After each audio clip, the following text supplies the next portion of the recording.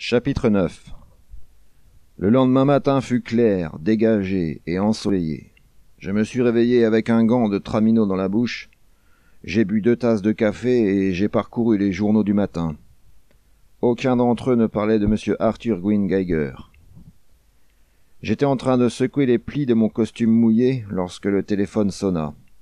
C'était Bernie Halls, l'enquêteur en chef du procureur du district, celui qui m'avait mis en relation avec le général Sternwood. « Alors, comment va le garçon » commença-t-il. Il avait le ton d'un homme qui avait bien dormi et qui n'avait pas trop de dettes. « J'ai la gueule de bois, dis-je. » Tss. Il rit distraitement, puis sa voix se fit un brin trop détendue, une voix de flic dissimulateur. « Tu es déjà allé voir le général Sternwood ?»«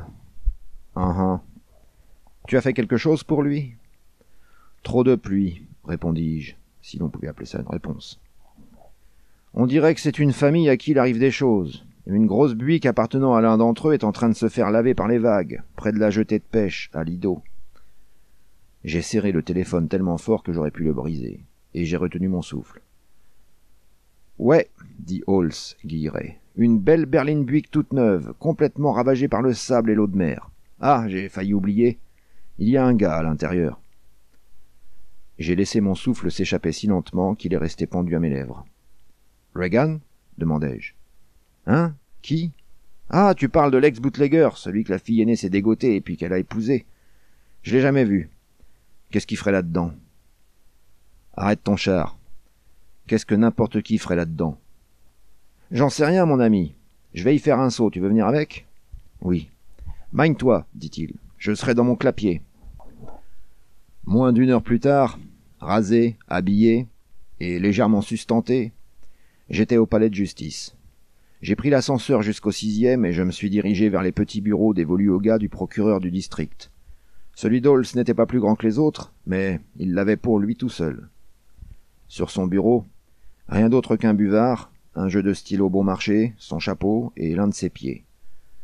C'était un homme plutôt blond de taille moyenne, avec des sourcils blancs et drus, un regard calme et des dents bien entretenues. Il ressemblait à n'importe qui que vous auriez pu croiser dans la rue. J'ai appris qu'il avait déjà tué 9 hommes, dont 3 d'entre eux alors qu'il l'avait dans leur ligne de tir, ou du moins qu'il pensait l'avoir. Il s'est levé et il a empoché une petite boîte de mini-cigares nommée Entracte. Il a fait gigoter de haut en bas celui qu'il avait en bouche, et puis il m'a scruté du long de son nez, la tête jetée en arrière. « C'est pas Reagan, dit-il, j'ai vérifié. Reagan est un grand type, aussi grand que toi, et un chouïa plus lourd. Il s'agit d'un gamin. » Je ne dis rien. « Qu'est-ce qui a poussé Reagan à se barrer ?» demanda Halls. « Ça t'intéresse, ça ?»« Je ne pense pas, dis-je. » Quand un gars qui vient du trafic d'alcool se marie dans une famille riche et qu'ensuite il dit adieu à une jolie femme et à quelques millions de dollars légitimes, ça donne à réfléchir, même à quelqu'un comme moi. J'imagine que tu croyais que c'était un secret. Ok, t'es pas obligé de parler, mon garçon, je t'en veux pas. Il fit le tour du bureau en tapotant ses poches et il attrapa son chapeau. Je ne suis pas à la recherche de Reagan, dis-je. Il a verrouillé sa porte, nous sommes descendus au parking de service et nous avons pris place dans une petite berline bleue. Nous avons parcouru Sunset, utilisant de temps en temps la sirène pour griller un feu. C'était un matin frais, avec juste ce qu'il fallait de peps dans l'air pour que la vie semble simple et douce, à condition que vous n'ayez pas l'esprit trop chargé. Le mien l'était. Il y avait 50 kilomètres d'autoroute côtière pour arriver à Lido, dont les 20 premiers en pleine circulation. Halls a fait le chemin en 3/4 d'heure, au terme desquels nous avons stoppé, en dérapant, devant une arche en stuc défraîchi. J'ai extrait mes pieds du plancher et nous sommes sortis. Depuis l'arche, une longue jetée bordée d'un garde-fou en bois épais s'étendait sur la mer. Tout au bout, un petit groupe de gens se penchait en avant, tandis qu'un motard de la police se tenait sous l'arche, empêchant un autre groupe de gens d'aller sur la jetée. Des voitures stationnaient de chaque côté de l'autoroute, les charognards habituels, des 2 sexes.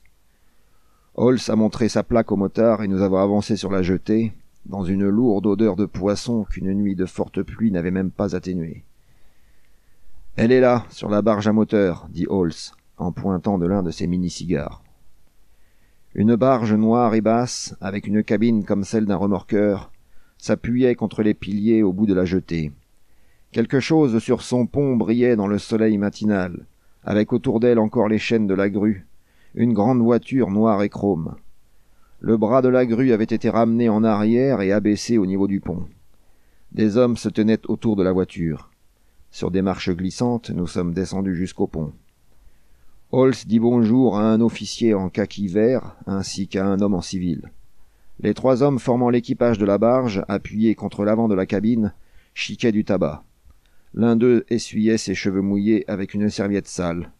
Ce devait être celui qui était allé dans l'eau pour passer les chaînes. Nous avons examiné la voiture. Le pare-choc avant était plié, un des phares cassé, l'autre plié vers le haut, mais le verre encore entier.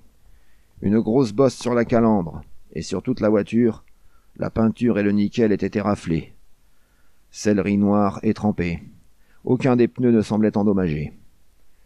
Le conducteur était encore affalé sur le poste de conduite, sa tête faisant un angle anormal par rapport à ses épaules. C'était un gamin svelte et brun qui, quelque temps auparavant, avait eu une belle apparence. Maintenant, son visage était d'un blanc bleuté. Son regard n'était plus qu'un terne reflet sous des paupières presque fermées, et dans sa bouche ouverte, il y avait du sable. Sur le côté gauche du crâne, un hématome dont la teinte sombre contrastait avec la blancheur de la peau. Holtz recula, fit un bruit de gorge, et porta une allumette à son petit cigare. « C'est quoi l'histoire ?»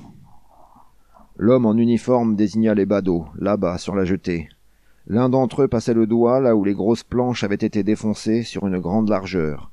Au niveau des éclats, le bois était jaune et propre, comme du pain fraîchement coupé. C'est là qu'elle a traversé. Elle a dû taper vraiment fort. Il a cessé de pleuvoir assez tôt par ici, vers 9 heures du soir. Le bois cassé est sec à l'intérieur. C'était donc après la pluie. La voiture est tombée dans pas mal d'eau, sinon elle aurait été encore plus abîmée. Pas plus qu'à la moitié de la marée haute, sinon elle aurait dérivé plus loin. Et pas moins qu'à la moitié de la marée basse, sinon elle serait restée collée au pilier. Ça nous amène à environ 10 heures du soir, peut-être 9h30, mais pas avant. Quand les gars sont venus pêcher ce matin, elle est apparue sous l'eau, alors on a cherché la barge pour la gruter, et c'est là qu'on a trouvé le mort. L'homme en civil, du bout de sa chaussure, fit une marque sur le pont. Holtz me regarda du coin de l'œil et secoua son petit cigare comme si c'était une cigarette. « Ivre ?» demanda-t-il, sans s'adresser à quelqu'un en particulier. L'homme qui s'était essuyé la tête vint se pencher au bastingage et s'éclaircit bruyamment la gorge, ce qui fit que tout le monde le regarda. « J'ai du sable, dit-il, et il cracha.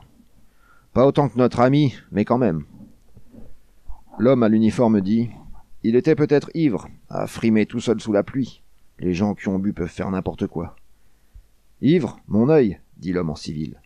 L'accélérateur à main est à mi-course, et le gars a été matraqué sur la tempe. À mon avis, c'est un meurtre. » Holtz regarda l'homme à la serviette. « Qu'est-ce que t'en penses, mon pote ?» L'homme à la serviette eut l'air flatté. Il fit un grand sourire. « Je dirais suicide, chef. C'est pas mes oignons, mais vous me demandez, alors je dirais suicide. D'abord, le gars a creusé un sillon sacrément droit sur la jetée. On peut suivre ses marques de pneus sur presque toute la longueur.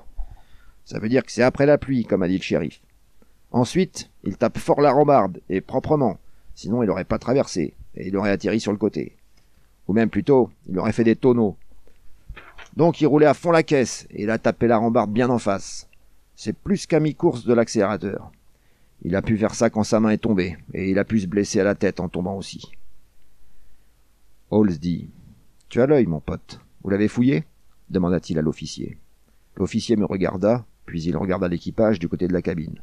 « Ok, on verra ça plus tard. » Un petit homme avec des lunettes, un visage fatigué et une trousse noire, descendit les marches depuis la jetée. Il choisit un endroit bien propre sur le pont et posa sa trousse. Puis il ôta son chapeau, se frotta la nuque et regarda au loin vers la mer, comme s'il ne savait pas où il était ou bien pourquoi il était là. Holtz dit « Voilà votre client, docteur. Il a plongé depuis la jetée cette nuit, entre 9 et 10 heures environ, c'est tout ce qu'on sait. » L'air morose, le petit homme rendit visite au mort. Il palpa la tête, scruta l'hématome sur la tempe, fit bouger la tête dans tous les sens en la tenant des 2 mains, tâta les côtes. Il souleva une main détendue et morte et observa les ongles. Il la laissa retomber et la regarda tomber. Il recula, ouvrit sa trousse, en sortit un bloc de formulaires administratifs et se mit à écrire sur un carbone. La fracture du cou est la cause apparente de la mort, dit-il en écrivant. Cela signifie qu'il n'y aura pas beaucoup d'eau dans son corps. Cela signifie qu'il devrait très vite se rigidifier maintenant qu'il est à l'air libre. Vaudrait mieux le sortir de la voiture avant. Si vous le faites après, vous allez vous amuser.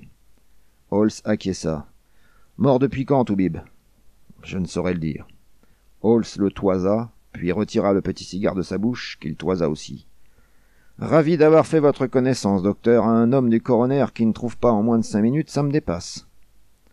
Le petit homme sourit amèrement, rangea son bloc dans sa trousse et agrafa son stylo sur sa veste. S'il a pris un dîner hier soir, je vous dirai ça, à condition que je sache à quelle heure il l'a pris, mais pas en 5 minutes. Comment il s'est fait ce bleu, en tombant?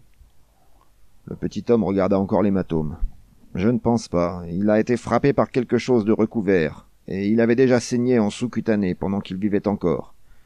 Matraque, hein? Très probablement.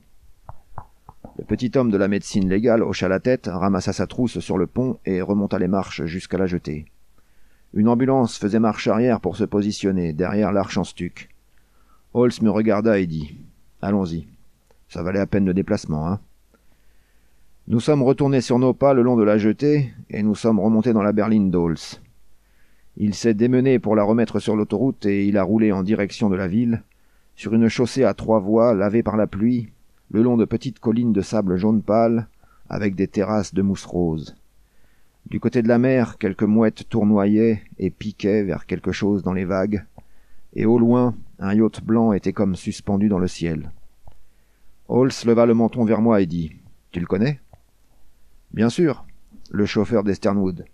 Hier, je l'ai vu chez eux en train de nettoyer cette voiture. »« Je ne veux pas te harceler, Marlowe, mais dis-moi seulement si le boulot a quelque chose à voir avec lui. »« Non, je ne connais même pas son nom. »« Owen Taylor. Comment je sais ça? C'est une drôle d'histoire. Il y a de ça environ 1 an, on l'avait coffré pour traite des blanches. Il semblerait qu'il avait emmené la petite Sternwood, la délurée, jusqu'à Yuma. La sœur leur avait couru après, et les avait ramenés, et elle avait fait mettre Owen à l'ombre. Et puis le lendemain, elle va voir le procureur du district, et elle obtient de lui qu'il demande au procureur fédéral de relâcher le gosse. Elle dit que le gosse avait l'intention d'épouser sa sœur et qu'il voulait faire l'acte de mariage, mais que la sœur avait compris autre chose. Tout ce qu'elle voulait, c'était s'envoyer quelques verres et bien s'amuser. Alors on a laissé partir le gosse. Et puis que le diable m'emporte s'ils ne l'ont pas repris pour travailler chez eux. Et puis un peu plus tard, on reçoit de Washington le rapport de routine sur ses empreintes, et il avait un antécédent dans l'Indiana. Tentative de hold-up il y a 6 ans. Il avait écopé de 6 mois dans la prison du comté, celle d'où s'était évadé Dillinger. On a transmis ça aux Sternwood, et ils l'ont gardé comme si de rien n'était. Qu'est-ce que t'en penses? On dirait que c'est une famille bizarre, dis-je. Ils sont au courant pour cette nuit? Non, je vais monter leur dire maintenant. N'en parle pas au vieux si tu peux. Pourquoi? Il a suffisamment de problèmes, et il est malade. Tu veux dire au sujet de Reagan? Je me suis alors renfrogné. Je ne sais rien du tout au sujet de Reagan, je t'ai dit. Je ne recherche pas Reagan. Reagan n'a embêté personne à ce que je sache. Holmes dit. Oh. Et il regarda pensivement vers la mer, et la berline faillit quitter la route. Durant le reste du trajet jusqu'à la ville, il ne parla quasiment plus. Il m'a déposé à Hollywood près du China Theatre, et il est reparti vers l'ouest en direction d'Altabrea Crescent. J'ai déjeuné sur un comptoir, j'ai jeté un œil sur un journal du soir sans rien y trouver au sujet de Geiger. Après le déjeuner, j'ai pris le boulevard vers l'est pour aller voir encore une fois la boutique de Geiger.